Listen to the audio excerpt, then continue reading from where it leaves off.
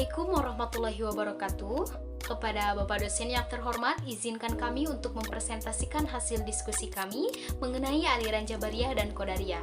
Sebelumnya perkenalkan, nama saya Ainrista Silviani. Di sini saya akan membahas pengertian Jabariyah dan Qadariyah. Yang pertama yaitu aliran Jabariyah. Pengertian kata Jabariyah terbagi menjadi dua, yaitu secara etimologi dan secara terminologi. Secara etimologi, Jabariyah berasal dari bahasa Arab, yaitu dari kata jabaro yang artinya memaksa atau mengharuskan melakukan sesuatu. Dalam bahasa Inggris disebut dengan istilah fatalism atau predestination. Dalam kamus John M. H. Hulse, pengertian fatalism adalah kepercayaan bahwa nasib menguasai segala-galanya. Sedangkan predestination yaitu takdir. Kata jabaro berbeda arti setelah ditambahkan dengan huruf ya nisbah menjadi kata Jabariyah yang mengandung arti kelompok atau suatu aliran atau isme.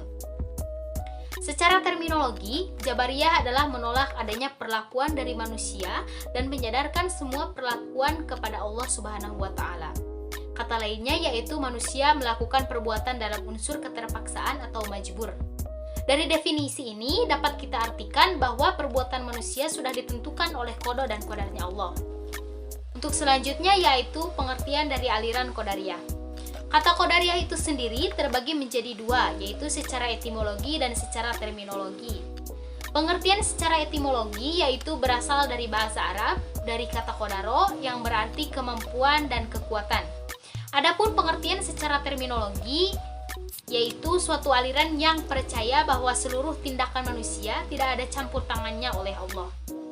Aliran-aliran ini berpendapat bahwa setiap orang adalah pencipta bagi segala perbuatannya. Ia bisa berbuat sesuatu dan bisa meninggalkannya dengan kehendaknya sendiri. Aliran ini juga lebih menegaskan atas kebebasan dan kekuatan manusia dalam mewujudkan perbuatan-perbuatannya. Menurut Ahmad Amin, orang-orang yang berpaham Qadariyah adalah mereka yang mengatakan bahwa manusia memiliki kemampuan dalam melakukan perbuatan. Manusia bisa melakukan semua perbuatan, termasuk perbuatan baik dan buruk. Menurut Ahmad Amin, ada sebagian pakar teologi yang menyebutkan bahwa Qadariyah ini pertama kali dimunculkan oleh Ma'bad al-Juhaini dan Ghailan al-Dimashqi sekitar 70 Hijriah atau 689 Masehi. Untuk materi selanjutnya akan dijelaskan oleh rekan saya yaitu Alifah Latifah. Latar belakang munculnya aliran Jabariyah dan aliran Qadariyah. Yang pertama, aliran Jabariyah. Aliran Jabariyah merupakan aliran yang mengatakan bahwa semua perbuatan manusia merupakan kehendak Allah Subhanahu wa taala. Ada yang mengatakan bahwa aliran Jabariyah ini muncul dilatar belakangi oleh dua faktor, yaitu faktor politik dan faktor geografis. Lahirnya aliran Jabariyah berbarengan dengan lahirnya aliran Qadariyah.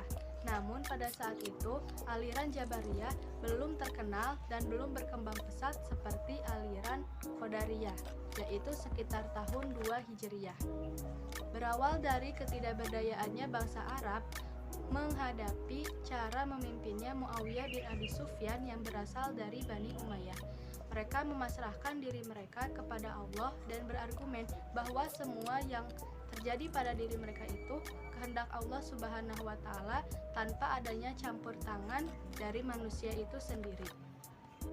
Pelopor berdirinya aliran Jabariyah yaitu Ja'ad ibnu Dirham dan Jahm ibnu Sofwan, maka disebut juga sebagai aliran Jahmiyah.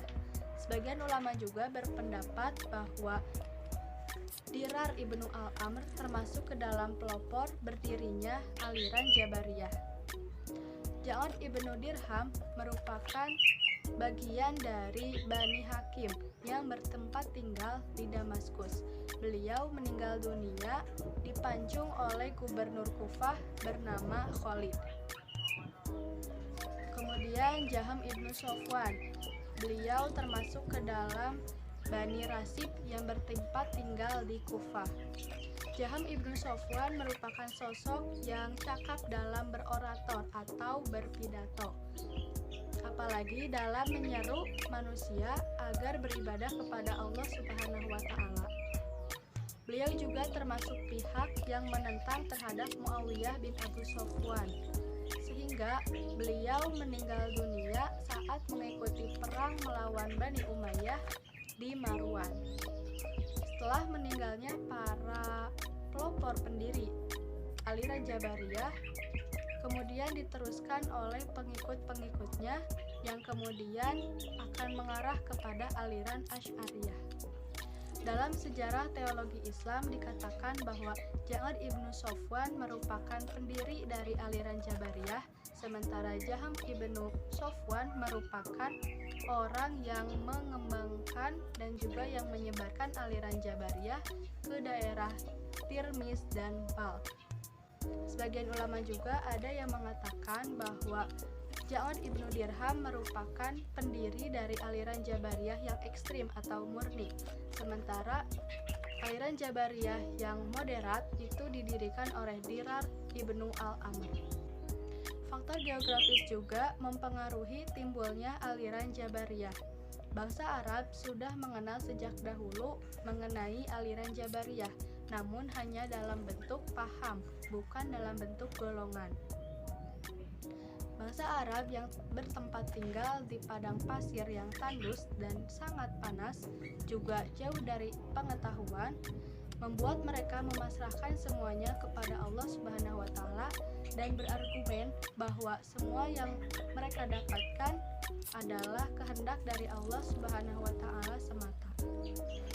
Aliran Qadariyah merupakan salah satu aliran yang muncul setelah berakhirnya Khulafaur Rasyidin, yaitu sekitar tahun 70 Hijriah atau 689 Masehi.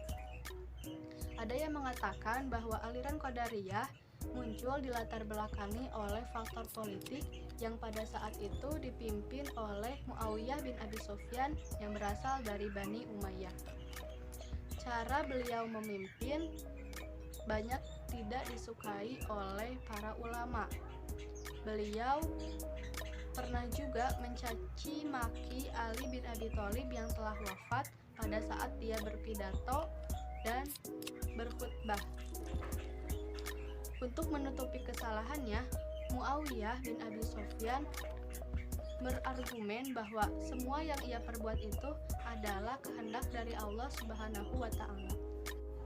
Dan dari sinilah muncul dua tokoh yang sangat pemberani dalam menegakkan kebenaran, yaitu Ma'bad al-Jauhani yang merupakan murid dari Hasan al-Basri, juga Ghailan al-Dimashqi merupakan sosok yang cakap dalam berpidato. Mereka mengkritik terhadap apa yang dikatakan oleh Muawiyah, bahwa Allah Subhanahu wa Ta'ala sebenarnya memberikan daya kepada manusia untuk melakukan segala sesuatu dan akan dipertanggungjawabkan kelak di akhirat oleh dirinya sendiri. Dengan adanya pernyataan dari Ma'bad al-Jauhani dan Ghailan al-Dimashqi menjadi awal munculnya aliran Qadariyah, yaitu aliran yang menitik beratkan kepada kebebasan manusia dalam melakukan perbuatan baik atau buruk tanpa adanya campur tangan dari Allah Subhanahu wa Ta'ala. Ma'bad al-Jauhani menyebarkan aliran Qadariyah ke daerah Irak dan Iran, sementara Ghailan al-Dimashqi menyebarkan aliran Qadariyah ke daerah Damaskus dan Syam. Dalam perjalanan mengembangkan dan menyebarkan aliran Qadariyah ini, Ma'bad al-Jauhani mati dalam saat mengikuti perang melawan Al-Hajjaj, yaitu sekitar tahun 80 Hijriah. Sementara Ghailan al-Dimashqi, beliau mati dihukum oleh Hashim ibnu Malik. Setelah meninggalnya dua pendiri ini, maka aliran Qadariyah diteruskan oleh para pengikut-pengikutnya yang hingga akhirnya akan mengarah kepada aliran Mu'tazilah. Baik, pembahasan selanjutnya akan dibahas oleh saya. Bahasannya yaitu konsep akal menurut Jabariyah dan Qadariyah. Yang pertama, konsep akal menurut aliran Jabariyah. Pembawa Jabariyah moderat dan ekstrem adalah Jahm bin Safwan. Mereka beranggapan bahwa segala perbuatan manusia itu diciptakan oleh Tuhan dan tidak ada kaitannya dengan manusia. Bagi mereka, manusia tidak memiliki kekuasaan serta kekuatan dalam melakukan hal apapun. Ciri-ciri ajaran Jabariyah adalah bahwa segala perbuatan manusia itu adalah kehendak Allah. Manusia tidak memiliki kebebasan dan ikhtiar. Segala perbuatan yang dilakukan manusia adalah ketentuan dari Allah. Oleh sebab itu, akal bagi mereka tidak berfungsi. Sedangkan menurut Jabariyah moderat, sebagaimana yang dikatakan oleh Al-Najjar, Tuhan menciptakan perbuatan manusia baik itu positif atau negatif, tetapi manusia mempunyai bagian di dalamnya. Tuhan hanya menciptakan tenaga dan perbuatan, tetapi manusia yang memperoleh tenaga dan perbuatan. Singkatnya, pendapat di atas mengatakan bahwa akal menurut aliran Jabariyah moderat itu mengimbangi perbuatan yang diciptakan oleh Tuhan, karena ada campur tangan manusia atau keinginan manusia untuk melakukan suatu hal. Kemudian, akal menurut Qadariyah. Al-Najjar menunjukkan bahwa manusia yang hidup memiliki kekuatan. Dia bisa mengendalikan semua tindakannya. Adapun ciri-ciri pemahaman tentang cara berpikir ini termasuk status nalar yang lebih tinggi serta motivasi sikap dan pemikiran. Menurut saya, paham akal menurut Qadariyah ini kebalikan dari akal menurut Jabariyah. Kemudian pembahasan selanjutnya yaitu tentang wahyu dan kasab menurut aliran Jabariyah dan Qadariyah. Yang pertama kita akan membahas konsep wahyu menurut Jabariyah dan Qadariyah. Menurut Jabariyah, wahyu adalah sandaran bagi paham mereka untuk melakukan segala kegiatan. Sebagaimana pendapat Sirajuddin Abbas mengatakan bahwa bagi Jabariyah tidak ada ikhtiar bagi manusia. Jadi, manusia dianggap sebagai kontrol yang dikontrol oleh pemiliknya. Ayat yang dijadikan landasan oleh mereka adalah Quran Surat As-Saffat ayat 96 yang artinya, padahal Allah lah yang menciptakan kamu dan apa yang kamu perbuat itu. Sementara itu, wahyu menurut Qadariyah adalah penghalang bagi manusia dalam melakukan perbuatan. Alasannya karena mereka lebih mendahulukan akal dalam berpendapat.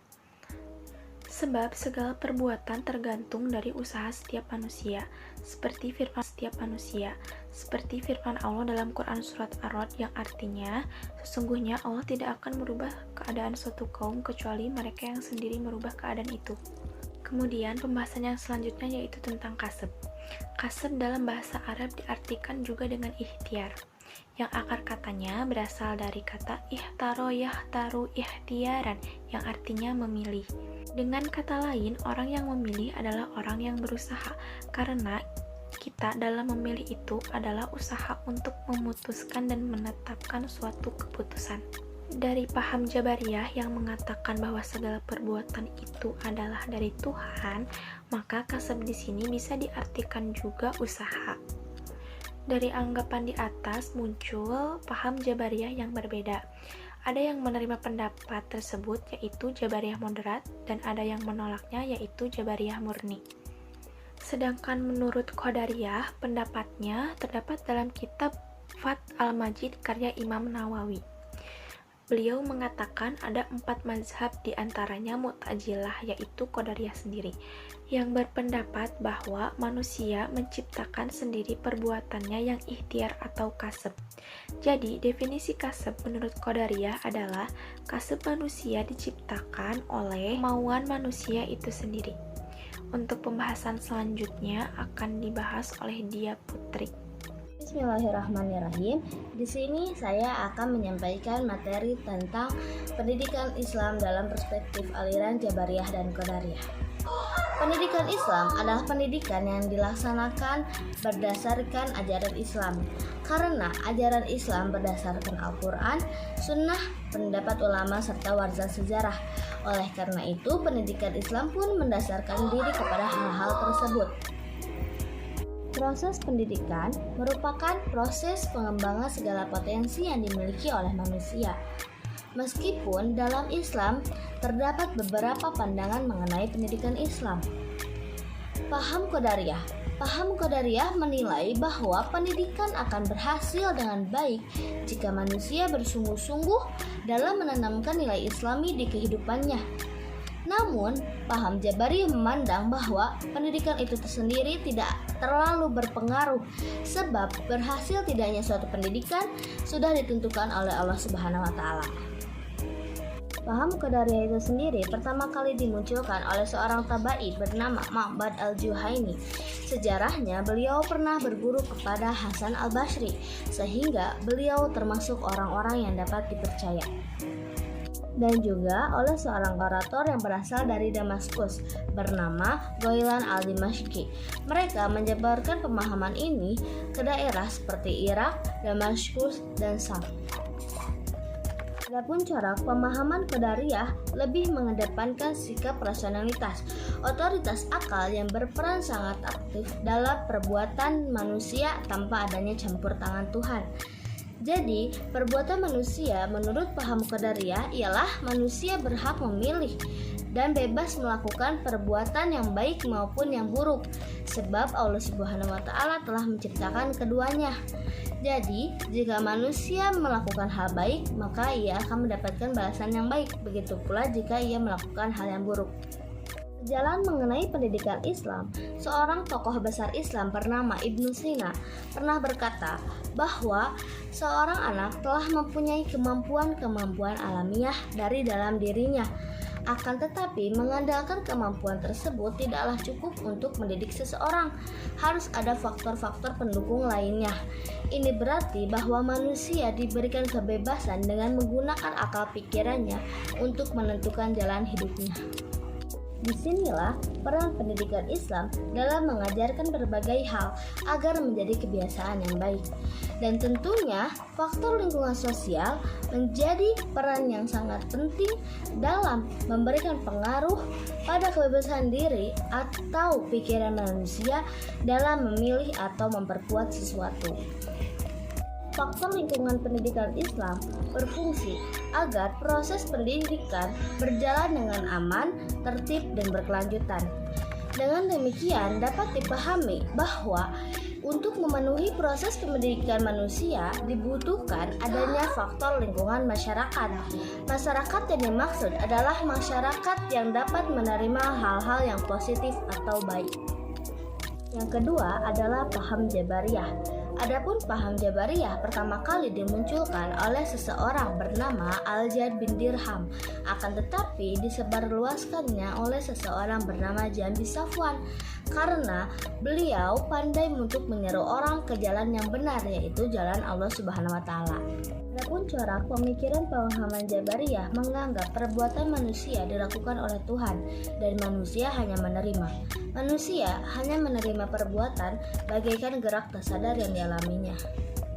Paham Jabariyah terbagi menjadi dua, yaitu paham Jabariyah murni dan paham Jabariyah moderat. Paham Jabariyah murni ialah yang menolak adanya perbuatan yang berasal dari manusia dan memandang bahwa manusia tidak memiliki kekuatan untuk melakukannya. Sedangkan pemahaman Jabariyah moderat yaitu mengakui adanya perbuatan manusia namun perbuatannya tidak mempengaruhi. Dengan demikian, jika dikaitkan dengan pendidikan Islam, sama sekali tidak mempunyai kekuatan untuk mempengaruhi anak. Pendidikan hanya mampu memberi pengaruh dari luar tingkah laku sosial anak, sedangkan bagian dalam kepribadian anak tidak dapat ditentukan. Sehingga berdampak anak akan memiliki sikap pesimisme karena tidak memiliki kepercayaan dari nilai-nilai pendidikan itu sendiri. Cukup sekian materi yang bisa saya sampaikan mengenai pendidikan Islam dalam perspektif aliran Jabariyah dan Qadariyahnya. Kurang lebihnya saya mohon maaf.